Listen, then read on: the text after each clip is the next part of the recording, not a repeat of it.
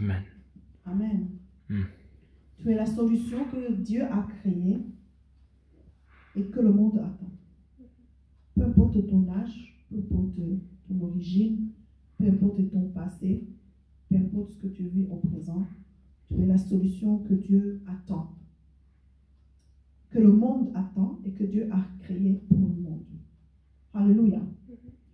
Nous allons donner un verset que j'aimerais qu'on médite dessus pour savoir que quand nous voyons une maison, il y a beaucoup des outils. Mais tous les outils, amen, il y a des outils qu'on sort seulement au mois des fêtes. Mais il y a des outils qui travaillent en permanence. Il y a même les outils qu'on n'a même pas envie d'exposer, mais qui servent aussi à quelque chose. Aujourd'hui, nous allons parler, en tout cas, Dieu m'avait donné cette révélation de pouvoir nous rendre compte qui nous sommes vraiment. Parce que des fois, nous croyons que nous sommes des humains, ici, mortels, comme mortels, mais nous ne sommes pas que ça. Et je vais vous le démontrer dans la Bible. Mais n'oublions pas ce verset que nous venons de dire, que celui qui se sépare, qui se sanctifie, devient un outil important. Donc c'est toi qui vas décider si tu vas rester un outil ordinaire ou si tu vas devenir un outil qu'on sollicite au moment les plus forts.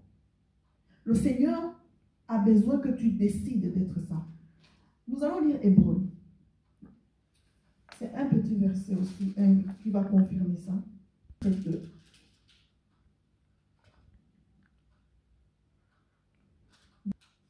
6 jusqu'à 8. Tu vas lire? 5, 6 à 8. Moi, je suis en ancien. Nous parlons du monde qui doit venir. Ce n'est pas aux anges que Dieu a donné le pouvoir sur ce monde. En effet, il y a cette parole. Ok, verset 5, ça dit, ce n'est pas aux anges que Dieu a donné le pouvoir sur ce monde. Okay. Amen. En effet, il y a cette parole. Qu'est-ce que l'homme, ô Dieu, pour que tu penses à lui? Qu'est-ce qu'un être humain pour que tu prennes soin de lui? Tu as placé les êtres humains en dessous des anges pendant quelque temps. Tu les as couverts de gloire et d'odeur. Tu as tout mis à leurs pieds, sous leur autorité.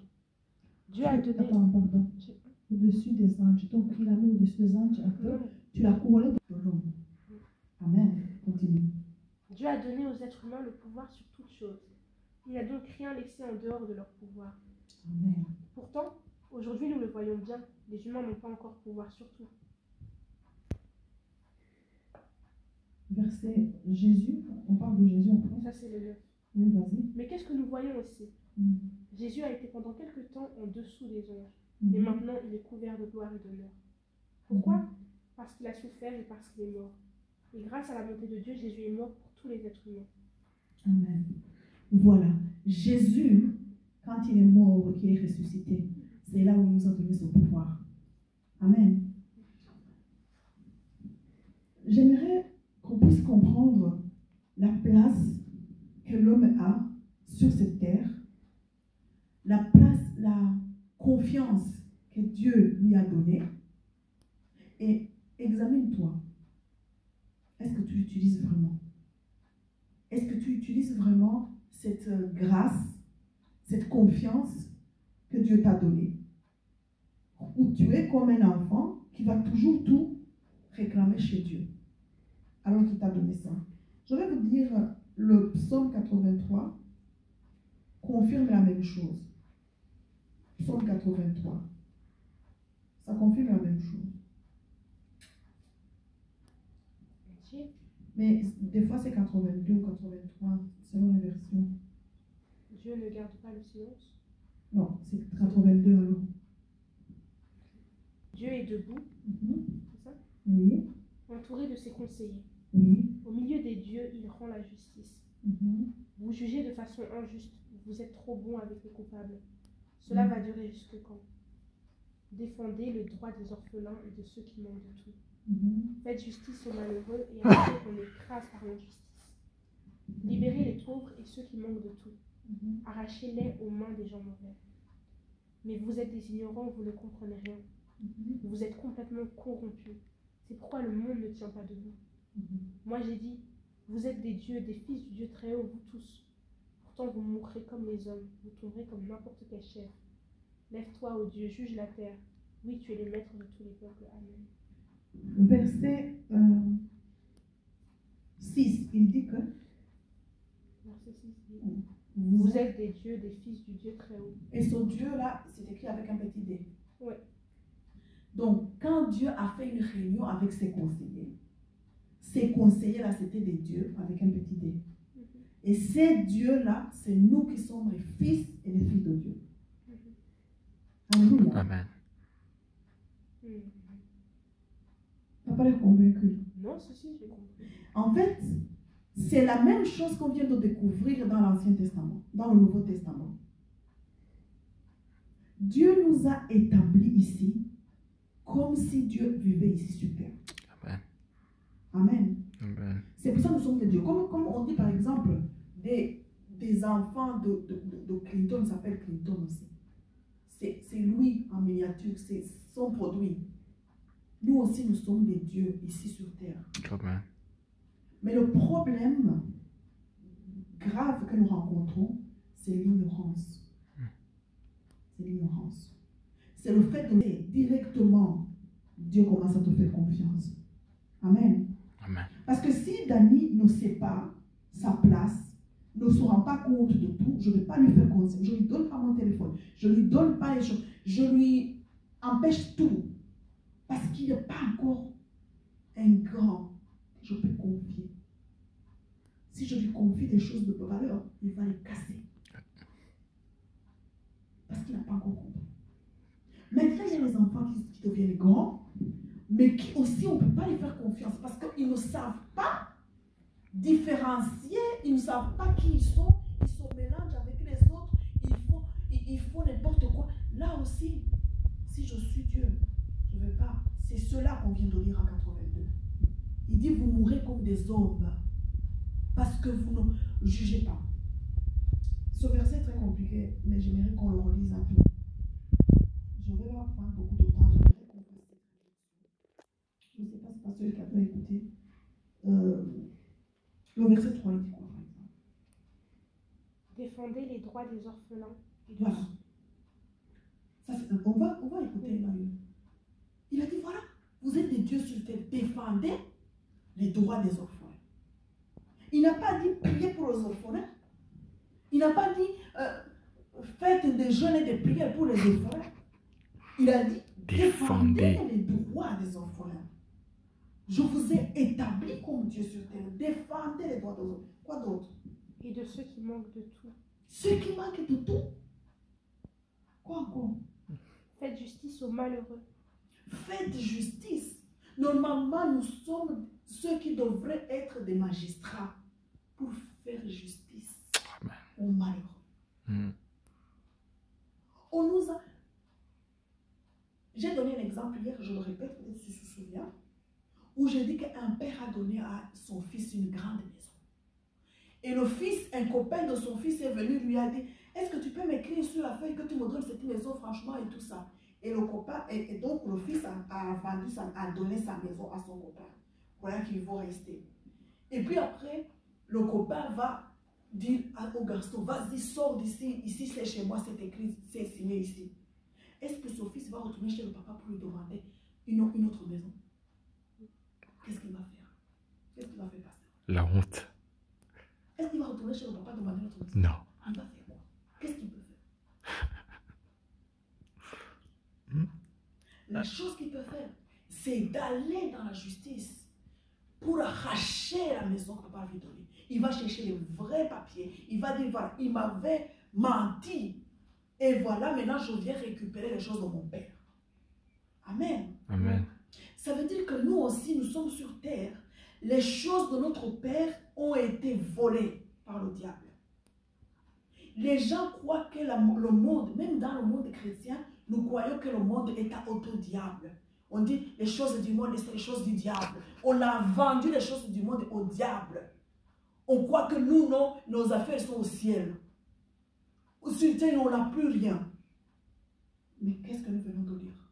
Nous avons été établis pour gérer le monde. Nous n'avons pas lu en Ancien Testament, nous venons de le lire en hébreu. Quand il a dit, ce n'est pas aux anges que Dieu a donné l'autorité sur terre. C'est à qui? C'est à nous les hommes. Tout ce que nous faisons. Amen. Amen. Pourquoi il y a les guerres? Pourquoi il y a les opprimés? Pourquoi il y a les orphelins? Pourquoi? C'est parce que nous avons perdu notre place. Lis un peu. Donc, défendez les orphelins. Malheureux. Les malheureux. Qu'est-ce qu'ils disent? Ceux qui ont perdu tout et à ceux qu'on écrase par l'injustice. C'est le verset 4, il dit quoi? Libérer les pauvres et ceux qui manquent de tout. Arrachez-les aux mains des gens mauvais. Arrachez-les aux mains des gens mauvais. Ici, dans le aux mains des pécheurs. Ça veut dire que ceux qui manquent de tout, nous devons les libérer. La pauvreté est un joug. C'est un esclavagisme. Normalement, Dieu nous a donné la terre pour vivre, pas pour être pauvres, pas pour être malheureux, misérables. Mais quand nous faisons des études, nous nous rendons compte que 20% de la population, même 5% ou 10% maximum de la population de la terre détient 80% des avoirs de la terre. Donc, les 90% des gens qui restent se partagent seulement 20% des pouvoirs de la terre. Est-ce que ça c'est normal? Et ces pouvoirs de la terre, tu crois que c'est eux qui ont créé ça? Non, c'est Dieu. Qui a créé le pétrole? Qui a créé l'or? Qui a créé l'argent? J'ai vu une vidéo hier, avant-hier, en tout cas cette semaine, quand le président de la RDC et le président, je pense, de la Malawi étaient en train de signer des papiers pour donner aux États-Unis l'exclusivité de l'exploitation du cobalt qui se trouve dans les deux pays. Sachant que la RDC produit 70% du cobalt de toute la terre. Il se trouve dans la RDC. La vidéo, je l'ai vue. Et comment le président était comme ça? Il a signé pour que ça soit que les Américains exclusivement qui prennent ce marché. Est-ce qu'il a demandé à tout le peuple d'accepter ça? Non, ils vont peut-être leur donner 2 milliards par an et c'est tout. Mais ce que je suis en train de dire, c'est que toutes les ressources de la terre, c'est notre Dieu qui les a créées. Personne ne peut les revendiquer sur terre. Amen. Mais le problème que nous avons, c'est que nous avons été corrompus par cet ami-là que je vous ai dit, hein, qui vient, qui te corrompt, qui te montre que non, ce n'est pas à toi, c'est à moi. Satan n'a jamais eu un héritage sur terre. Lisez la Bible. Trouvez-moi un endroit où Satan a hérité la terre. Ça n'existe pas. Alors pourquoi on nous dit que tout ce qui est sur le monde, c'est à Satan? Vous pouvez m'expliquer, pasteur? Je ne suis pas dedans. Tu n'es pas dedans. Lis le verset 5. Mais vous êtes des ignorants. Vous ne comprenez rien. Voilà. C'est ça. Le grand péché sur terre, ce n'est pas de faire l'adultère, ce n'est pas de mentir, ce n'est pas de voler, c'est d'être ignorant. L'ignorance vaut un péché. Et d'ailleurs, Dieu l'a dit un jour, si tu n'es pas sage, si tu es ignorant, je vais t'enlever, tu ne seras plus mon sacrificateur. Parce que l'ignorance, quand tu sais les choses, tu ne peux même t'empêcher. Vous comprenez? L'ignorance fait qu'on peut te tuer, toi tu es en train de rigoler.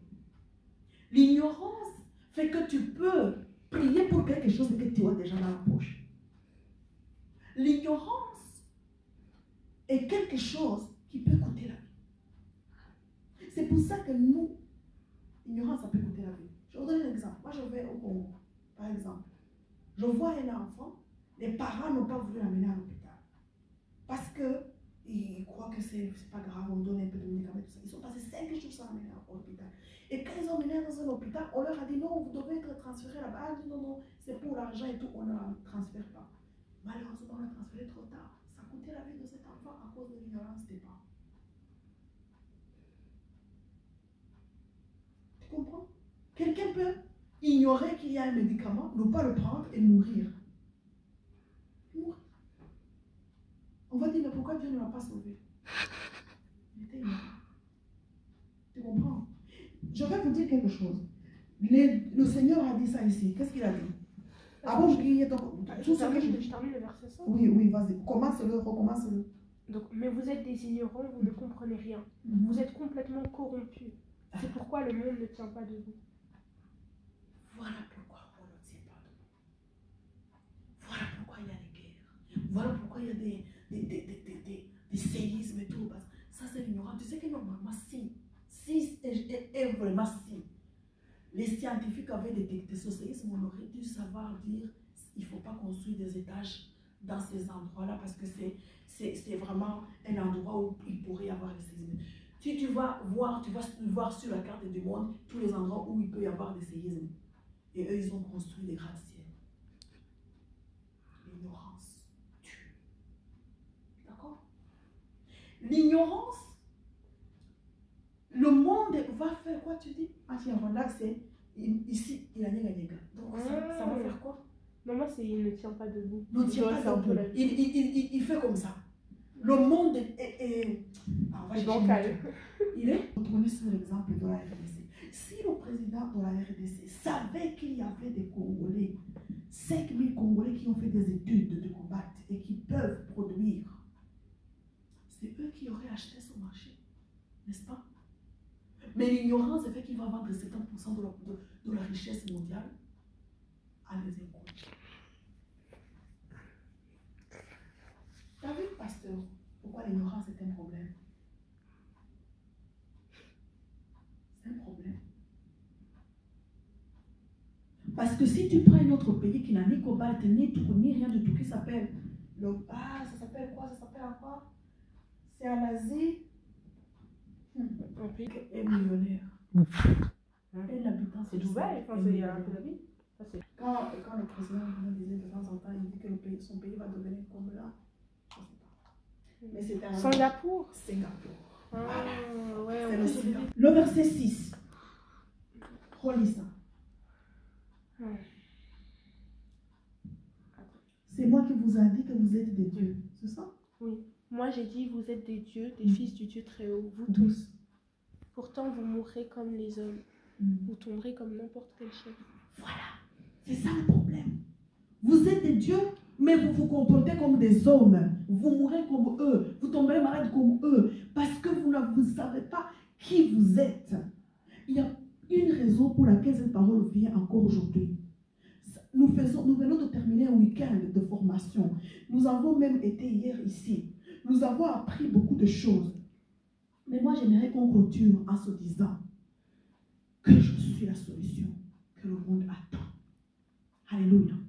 On a compris que dans la maison, il y a des choses importantes et des choses qui ne servent à rien. Toi, dans la terre, tu es quoi?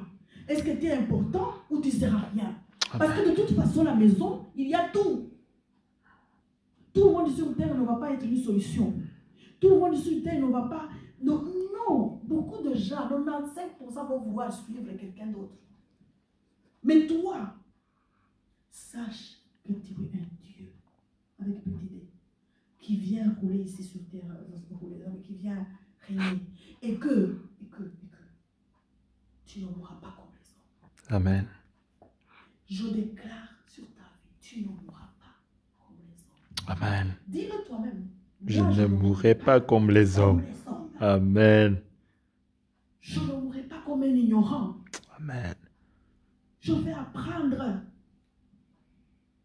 Je vous le dis, vous avez la chance, vous êtes jeune, vous êtes dans les vingtaines. Moi, je vais dépasser. Je vais dépasser. Mais ce que je sais aujourd'hui, si je l'avais su il y a 20 ans, je ne serais pas là où vous me voyez. Mais heureusement, Dieu m'a donné un enseignement que je vais dire.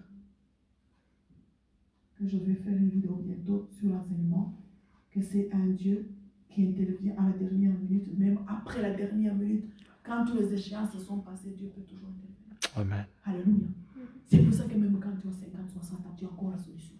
Amen. Alléluia. Il ne faut pas dire non, j'ai dépassé. Mais non, mais surtout si vous êtes jeune, c'est encore une opportunité. Alléluia. L'ignorance tue. Dis ça.